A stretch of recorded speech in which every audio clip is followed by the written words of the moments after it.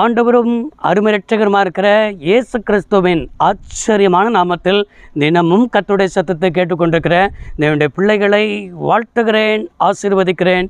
நீங்கள் ஆசீர்வதிக்கப்பட்டவர்கள். இந்த நாளிலும் கூட ஆண்டவர் உங்களை பார்த்து தீர்க்கமாய் சொல்கிற ஒரு வார்த்தை, சீக்கிரத்திலே எல்லா உபத்திரவங்களும் மாறும்னு ஆண்டவர் சொல்கிறார். நம்முடைய வாழ்க்கையில் உபத்திரவங்களை கண்டு இந்த உபத்திரவங்கள் என்னைக்கு மாறும், இந்த உபத்திரவத்திற்கு என்னைக்கு என் வாழ்க்கையில் விடிவு காலம் கிடைக்கும் என்று சொல்லி புலம்பலோடு வேதனையோடு இருக்கிற தேவனுடைய பிள்ளைகளுக்குத்தான் தீர்க்க தரிசனமாய் கர்த்தர் தருகிற ஒரு வார்த்தை. 2 கொரிந்தியர் 4ஆம் அதிகாரம் 17வது வசனம். காணப்படுகிறவைகள் அல்ல, காணப்படாதவைகளை நோக்கி இருக்கிற நமக்கு அதி சீக்கிரத்தில் நீங்கிவிடும் லேசான உபத்திரவம் மிகவும் அதிகமான நித்திய கனமகிமையை உண்டாக்குகிறது என்று சொல்லி அப்போஸ்தலனாக இருக்கிற பவுல் கொரிந்து சபைக்கு எழுதுகிறதை பார்க்க முடிகிறது. கொரிந்து சபையில் அநேக உபத்திரவங்கள் இருந்தது. அந்த சபையில் அநேக துருபதேசங்கள் காணப்பட்டது. இது நிமித்தம் அந்த சபையில் பாடுகளும் உபத்திரவங்களும் தேவனை முறுமுறுக்கிற காரியங்களும் வழக்குகளும் நிறைய காணப்பட்டது நிமித்தம்தான் அந்த சபைக்கு ஆறுதலாக, அந்த சபைக்கு தீர்க்கமாக பவுல் எழுதியிருக்கிற வார்த்தை, அதி சீக்கிரத்தில் நீங்கிவிடும் லேசான உபத்திரவம். நம்முடைய வாழ்க்கையில் நம்ம தான் நினைப்போம், இது என்னால் தாங்க முடியலையே, இந்த காரியம் என் வாழ்க்கையில் நடந்தது நிமித்தம் நான் சந்தோஷத்தை இழந்திருக்கிறேனே, சமாதானத்தை இழந்திருக்கிறேனே என்று சொல்லி உபத்திரவத்தையே நம்ம பார்த்துக்கிட்டு இருப்போம். ஆனால் உபத்திரவத்தை நீங்கள் எப்படி பார்க்கணும்? லேசானது என்று சொல்லி நினைக்கணும். நம்முடைய வாழ்க்கையில் நம்முடைய பார்வையை மாற்றினா போதும், எல்லாமே மாறும். பார்வையில் தான் எல்லாவற்றையும் மலை போல என்ன செய்கிறோம், பார்க்கிறோம். சத்துருவாக இருந்தாலும் சரி, சத்துரு கொண்டு வருகிற போராட்டமாக இருந்தாலும் சரி, சத்துரு கொண்டு வருகிற வியாதியோ கடனா இல்லை என்றால் சில மனிதர்களா, எல்லாமே லேசானது என்று சொல்லி எடுத்துக்கொள்ளுங்க.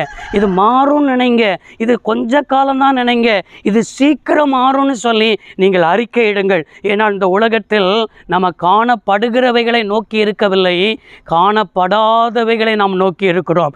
நமக்கண்டு ஒரு மகிமையான ஸ்தலத்தை கர்த்தர் வைத்திருக்கிறார். இந்த கொஞ்ச காலம்தான் இந்த உலகத்தில் வாழப்போகிறோம். இந்த கொஞ்ச காலம் இந்த உலகத்தில் வாழும்போது வசனத்தில் பேதுரு எழுதுகிறார், கொஞ்ச காலம் பாடு அனுபவிக்கிற உங்களை சீர்படுத்தி சிறப்படுத்தி நிலைநிறுத்துவார் என்று என்ன செய்யப்பட்டிருக்கிறது, எழுதப்பட்டிருக்கிறது அல்லவா?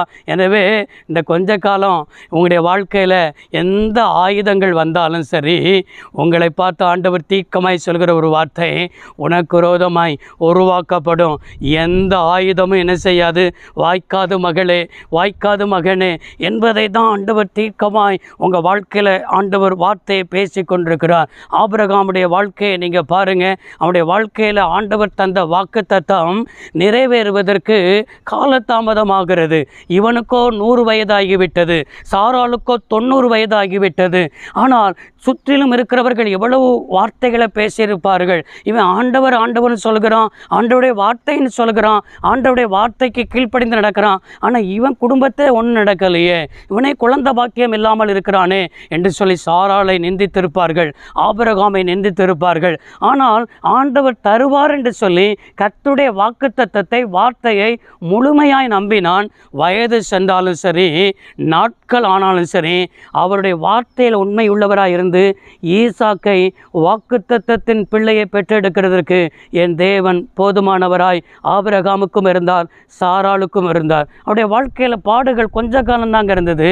இன்றைக்கு நம்ம சொல்கிறோமே, ஆபிரகாமின் தேவன், ஈசாக்கின் தேவன், யாக்கோப்பின் தேவன் என்று சொல்லி நம்முடைய முற்பிதாக்களின் தேவனை குறித்து நம்ம என்ன செய்கிறோம் என்றால், சொல்லுகிறோம் என்றால், அவர்கள் எவ்வளோ உபத்திரவத்தை கடந்து வந்திருப்பார்கள், அந்த உபத்திரவத்தில் எவ்வளோ உண்மையாக இருந்திருப்பார்கள், அந்த உபத்திரவத்தின் மத்தியிலும் கர்த்தரை எப்படி உறுதியாய் பிடித்திருப்பார்கள். இந்த உபத்திரவத்தை பிடித்து கொள்ளுங்கள்.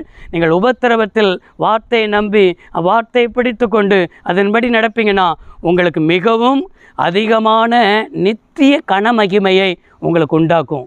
உங்களுக்கு மகிமை வரும், உங்களுக்கு கனமகிமை வரும். சோர்ந்து போகாதீங்க, வார்த்தையை நம்பி முன்னேறுங்கள். கர்த்தர் கூட இருப்பார். ஜெபிப்போமா? சர்வ வல்லமையுள்ள தெய்வமே, அன்பு தகப்பன், இந்த வார்த்தையின்படியே உடைய பிள்ளையுடைய வாழ்க்கையில் சீக்கிரத்தில் உபத்திரவங்கள் எல்லாம் மாறட்டும் என்று கட்டளை கொடுக்கிறோம். அப்படியே செய்வதற்காக நன்றி. இயேசு இரட்சக நாமத்தில் பிதாவே, ஆமென். கர்த்தர் உங்களை ஆசீர்வதிப்பாராக. God bless you all.